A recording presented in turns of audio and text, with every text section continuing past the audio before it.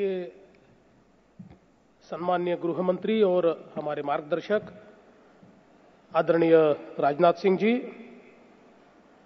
मंच पर उपस्थित सभी मेरे साथी मुख्यमंत्रीगण और दुनिया के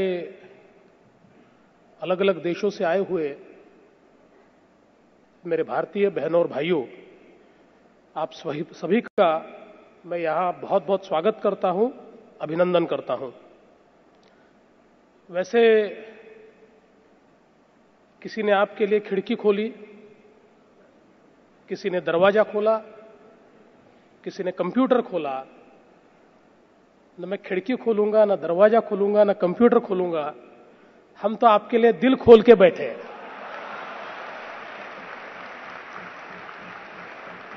जब मर्जी है तब आ जाइए। अपने घर में आने के लिए निमंत्रण की आवश्यकता नहीं है। जिस दिन लगे आना है आ जाइए, आपका स्वागत होगा। जो आप करना चाहेंगे उसमें पूरी मदद होगी। महाराष्ट्र हम सभी लोग जानते हैं कि एक देश का बड़ा ही प्रोग्रेसिव स्टेट है और देश की जीडीपी में महाराष्ट्र का 15% हिस्सा है। Although the population of Maharashtra is 10% of that of country, it contributes 15% in the GDP. और एक कंसिस्टेंट अच्छा ग्रोथ रेट ये महाराष्ट्र ने हमेशा रखा है और एफडीआई इनफ्लो में भी लगातार महाराष्ट्र पहले क्रमांक पर रहा है। इन लास्ट ईयर अप्रैल से लेकर अक्टूबर 2014 तक करीब 20,000 यूएस डॉलर्स का निवेश, ये 20,000 करोड़ यूएस डॉलर्स का निवेश महाराष्ट्र में हुआ है और लगातार ये निवेश बढ़ रहा है। तकरीबन महाराष्ट्र में जो महाराष्ट्र की अर्थव्यवस्था है उसमें 89% हमारा जो आउटपुट है वो इंडस्ट्रियल सेक्टर से और सेवा के क्षेत्र से आता है। और महाराष्ट्र में लगातार हमारी सरकार आने के बाद हमने ये प्रयास किया है कि मोदी जी ने जो मेक इन इंडिया का सपना देखा है, जो डिजिटल इंडिया का सपना देखा है, उसको महाराष्ट्र में हम पूरा करने की कोशिश कर रहे हैं।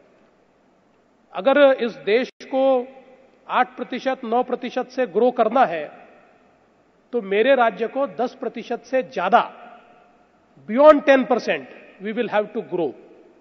और वही प्रयास हमने शुरू किया है। We are concentrating on ease in doing business. और ईज इन डूइंग बिजनेस में हमने लगातार जो निर्णय लिए हैं, earlier in a designated industrial area if you had to invest, you required 76 permissions and it used to take around 2 years to get the permissions. Now we have brought down those permissions from 76 to 25. We are putting it on single IT platform and I'm sure that very soon this time of 2 years will be reduced to 2 months. And in 2 months of time, you will get a permission in any designated industrial area. जो designated industrial area नहीं है, उसके बाहर भी अगर आप निवेश करना चाहते हैं, तो वहां पर ग्रीनफील्ड या एग्रीकल्चर लैंड के ऊपर अगर आप निवेश करना चाहते हैं, तो उसका यूजर आपको चेंज करना पड़ता है। And changing the user is a big task in country like India, all of us know. उसमें भी हमने अभी ऐसी कानूनी व्यवस्था की है कि there is no need to change the user. आप सीधे हमारा जो इंडस्ट्रियल कॉर्पोरेशन है उसको अप्लाई करेंगे and with in a months time उनके डीसीआर के अनुसार आप वहां पर डेवलपमेंटल कंट्रोल रूल्स के अनुसार आप अपनी इंडस्ट्री का काम वहां शुरू कर पाएंगे और इसलिए आपको रुकने की आवश्यकता ही नहीं है। जितने इनिशिएटिव्स अभी हमने लिए हैं, मैं आपको ये कहना चाहता हूं कि आप महाराष्ट्र में आइए और आपके मन का जो क्षेत्र आपको लगता है, it's like a cafeteria, it's like a menu. Come to Maharashtra, आप बताइए कि हम इस क्षेत्र में निवेश करना चाहते हैं और उस क्षेत्र में निवेश की आपको पूरी जानकारी मिलेगी, उस क्षेत्र में निवेश के लिए आपको पूरी सहायता मिलेगी।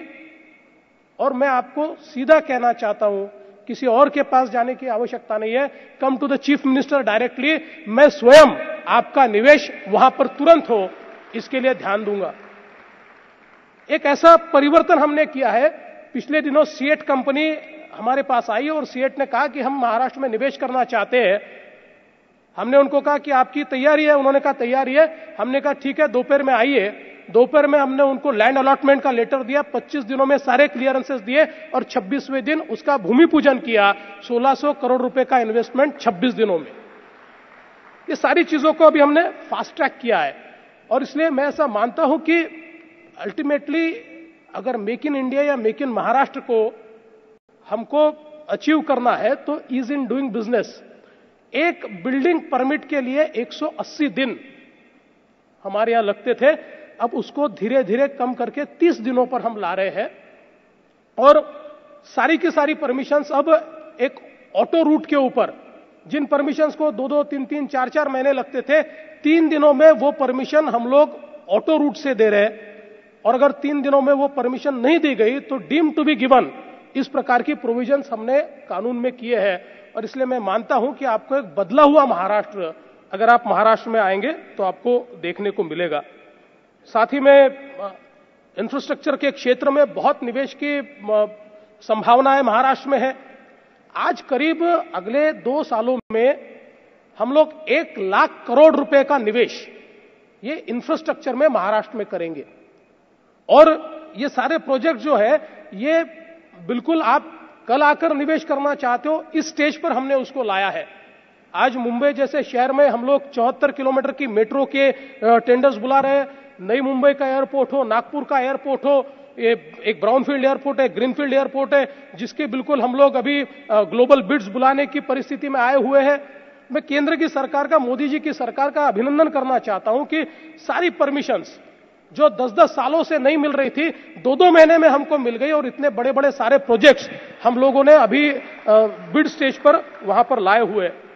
आप अगर डीएमआईसी में दिल्ली मुंबई इंडस्ट्रियल कॉरिडोर में इन्वेस्टमेंट करना चाहते हो, औरंगाबाद में आप इन्वेस्टमेंट कर सकते हो। नागपुर जैसी जगह जहां पर international multi modal passenger and cargo hub हम तैयार कर रहे हैं, जो शायद दुनिया का एक नया डेस्टिनेशन बनने जा रहा है। और यहां पर हम लोगों ने इंफ्रास्ट्रक्चर तैयार कर ले। आप कल इन्वेस्टमेंट करना चाहते हो तो कल कर सकते हो। ऐसा नहीं है कि केवल जमीनें हैं, वहां पर सारा इंफ्रास्ट्रक्चर तैयार है, आप कभी भी वहां पर आकर इन्वेस्टमेंट कर सकते हो। और इसलिए नए शहर हम तैयार कर रहे हैं, new cities we are planning.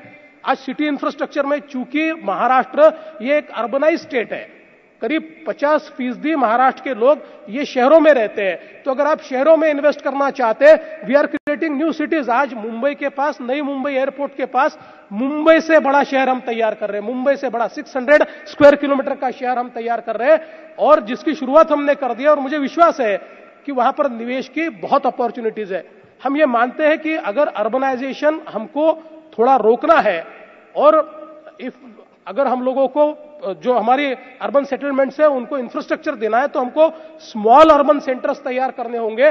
और उन स्मॉल अर्बन सेंटर्स को तैयार करने के लिए छोटे शहरों का प्लानिंग हमने किया है और बहुत बड़े पैमाने पर आने वाले दिनों में 6-7 छोटे शहर हम लोग तैयार करेंगे, जो स्मार्ट सिटीज होंगी, जिसमें बहुत इन्वेस्टमेंट की अपॉर्चुनिटी होगी। आज जो लोग हाउसिंग के क्षेत्र में काम करना चाहते हैं, अफोर्डेबल हाउसिंग, 11 लाख घर बनाने का हमने तय किया है।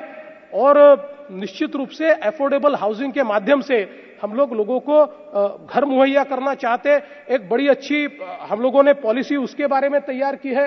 जो लोग एक नया शहर बसाना चाहते हैं 100 हेक्टेयर से ज्यादा जमीन के ऊपर, उनके लिए हमारे पास पॉलिसीज है। तो मैं ऐसा मानता हूं कि इन सारी पॉलिसीज के चलते निश्चित रूप से निवेश की बहुत सारी चीजें आज महाराष्ट्र में आपको उपलब्ध है। हमने अगला साल महाराष्ट्र के लिए डिजिटल साल ये हमने तय किया, it will be a digital year, और इसमें बहुत डिजिटल इनिशिएटिव्स हम ले रहे हैं। आज डिजिटाइजेशन में महाराष्ट्र तो आगे है ही, लेकिन कंप्लीट एक हम लोग नई डिजिटल पॉलिसी के चलते हम लोग aggressive investment in IT sector, in digital sector, ये किस प्रकार से हो, और उसके लिए भी ईज इन डूइंग बिजनेस, क्योंकि राइट ऑफ वे जैसी जो बाधाएं इसमें आती है, ये सारी बाधाओं को दूर करने के लिए एक सेंट्रल पॉलिसी हम लोग तैयार करें। एक आईटी पॉलिसी है, उसको और अच्छे तरीके से हम लोग तैयार कर रहे हैं, ताकि आप उसमें भी अगर निवेश करना चाहे तो निश्चित रूप से आप कर पाएंगे। साथ ही में न्यू एंड रिन्यूएबल एनर्जी में बहुत ज्यादा काम हमने शुरू किया है, और उसमें भी बहुत अपॉर्चुनिटीज है। नई हमने रिन्यूएबल एनर्जी पॉलिसी तैयार की हुई है, जनवरी में उसको अनवील करेंगे, जिससे आज न्यू एंड रिन्यूएबल एनर्जी में बहुत ज्यादा निवेश के द्वार आज हम लोग खोलने वाले हैं। साथ ही में अगर आप शिक्षा के क्षेत्र में आना चाहते हैं तो हमारी नई पॉलिसी है, जिसमें हम लोग नॉन कन्वेंशनल कैंपस यूनिवर्सिटीज को परमिशंस दे रहे हैं। अभी अभी 2 यूनिवर्सिटीज का कानून हमने हमारे लेजिस्लेचर में पास किया है। तो अगर नॉन कन्वेंशनल कोर्सेज को लेकर आप कोई यूनिवर्सिटी खोलना चाहते हो तो निश्चित रूप से ऐसी कैंपस यूनिवर्सिटी को भी हम लोग एनकरेज करेंगे। उसके लिए जो आपको फ्रेमवर्क चाहिए वो फ्रेमवर्क हम आपको उपलब्ध कर देंगे। मैं ऐसा मानता हूं कि महाराष्ट्र एक लैंड ऑफ अपॉर्चुनिटीज है, और महाराष्ट्र में कानून व्यवस्था अच्छी है, 24 घंटे बिजली है, पानी की कोई समस्या नहीं है। हमने जिस प्रकार से वहां पर अब कानून व्यवस्था खड़ी की है, उसके चलते कोई वहां पर आपको प्रॉब्लम्स का सामना भी नहीं करना पड़ता। और इसलिए मैं मानता हूं आज टूरिज्म का क्षेत्र है, उसके ऊपर एक अलग हमारा महाराष्ट्र का एक इसके बाद सत्र होने वाला है। आपको मैं वहां पर भी इनवाइट करता हूं कि इसके बाद पेंडॉल 7 में शायद हमारा वो सत्र होगा, तो वहां पर टूरिज्म के ऊपर और बाकी सारी बातें करेंगे, क्योंकि राजनाथ जी ने पहले आदेश दिया है कि 10 मिनट में इसको समाप्त किया जाए।